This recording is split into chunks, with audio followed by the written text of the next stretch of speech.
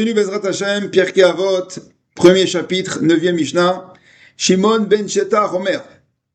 Eve marbe l'arkor et ha'edim, veve zei bedvarecha shema, mitocha milmedu sheker.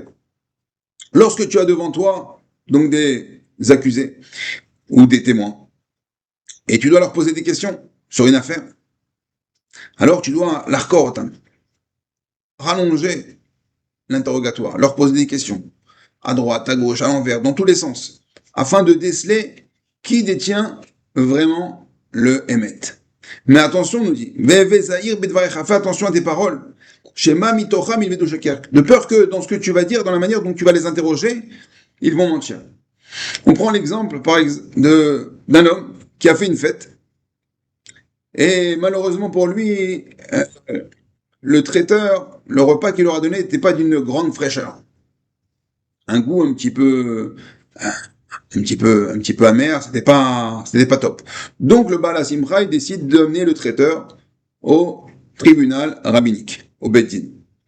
Alors maintenant, le Beit Din, quand il va poser des questions, il va pas demander à celui qui a fait la fête, dis-moi, c'est le poisson qui était pourri, est-ce qu'il y a des gens qui sont tombés malades, il va pas lui poser des questions sur ce qui s'est passé.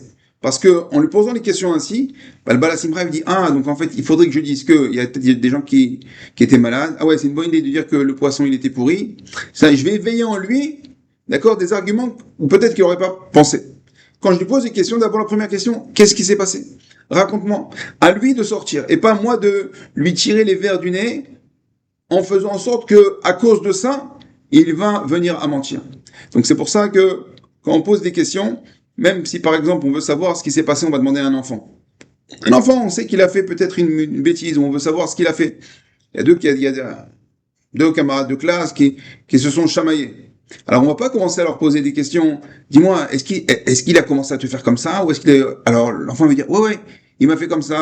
Non, on doit être dans l'interrogatoire, on doit multiplier l'interrogatoire, mais être vague, afin que le émettre ressorte, et pas que, à cause de nos questions, d'accord, on va l'inciter à mentir. Alors, Bezrat Hashem, qu'on vive toujours dans le Emet, qu'on recherche toujours le Emet, et que le Emet ressorte toujours parmi nous, parce que le Emet, c'est la signature d'Akadosh Baruch Hu, et le Emet amène le Shalom. Bon travail, à très bientôt, Kol Tov.